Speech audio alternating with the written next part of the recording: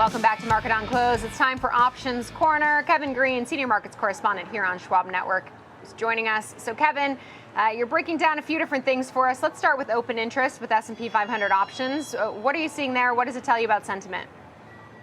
Well, Caroline, we are having the end of month options actually expiring here today. So we did actually see a pretty significant amount of volatility in the market as the Fed was actually talking, or Chairman Jerome Powell was talking. We also had JPMorgan adjusting their collar position. Now, we've been following this for the last couple of weeks here, and we now have the new strikes that we'll be putting on, or that they have put on in the market. They actually did look at the 4580 puts as well as the 5425 puts. Those are expiring on December 31st. And then also the 6020 calls. That's going to be the higher strike price area here. They did around 39.6 thousand contracts here. And so what we look at for those areas is just a concentration of positioning. And so that 6020 area to the upside is going to be an area of resistance for us. If we're going to be able to get close to that by the time of expiration, or even before that, that might be a hurdle for us to be able to try to break through. On the other side of that, 5425 to the downside is going to be a major area of support here. Hopefully buyers will step in. But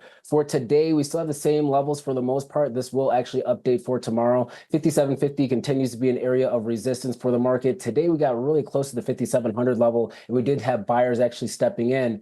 What's interesting about that JP Morgan collar is actually the low of the day is exactly when they placed the trade. Around 2:23 Eastern time is where we saw that trade taking place, and that's really where we had the low tick of the day, sitting at around 5703. So when we follow these flows, it really does kind of coincide to either upside movements or downside movements in the market. So the whole sell-off was not just Jerome Powell; it was also this position taking place. And then we also have that negative gamma level sitting at 5650. But overall, this is actually a decent day. If we end up flat on the session, I think it would be a win for the bulls as we try to navigate these markets. And we do have some data coming out over the next couple of days, like ISM manufacturing, as well as ADP, that could cause a little bit of volatility in the markets.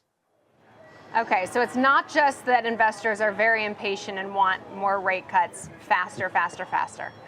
Right.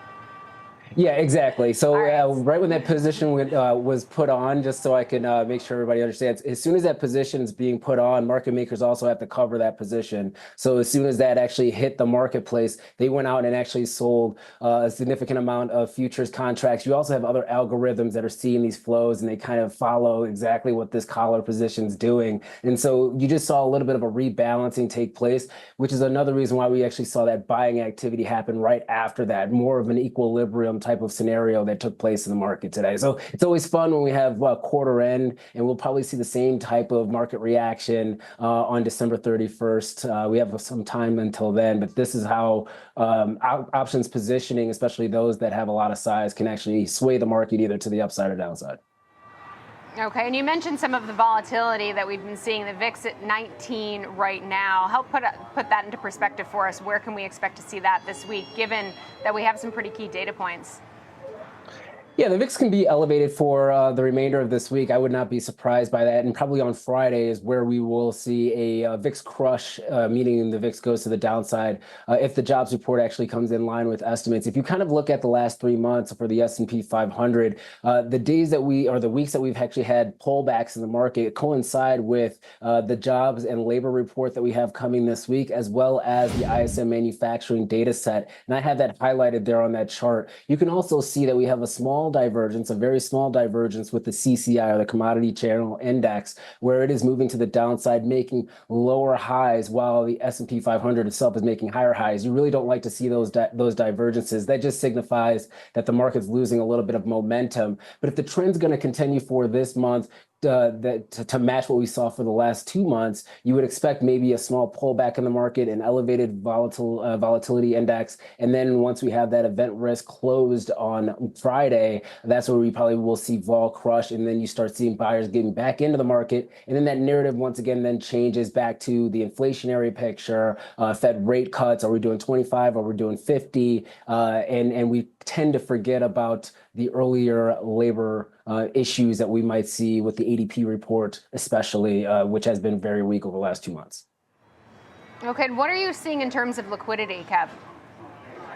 It's actually still improving. Now, if you match it to from this time last year, it's still relatively low, but we are on a day-by-day basis seeing more participants in the markets. And this is really just reflecting the E-mini S&P futures. We're utilizing that as a gauge of liquidity. And the size on the bid and the ask continues to rise at a pretty healthy pace here. Obviously, we had that drawdown. That drawdown that we see in the middle of that chart is actually the rolling of that contract. We also had some volatility during that time as well. So when we have low liquidity, we tend to have higher volatility and vice versa. Now, obviously, we're talking about today, elevated VIX, flat type of market, but we have some event risk that's also a catalyst for that VIX moving to the upside. So if we do not see liquidity actually coming out of this market over the next 2 to 3 trading sessions, you would hope that maybe some buyers will step in the event that we have these minor pullbacks or these minor corrections on an intraday basis.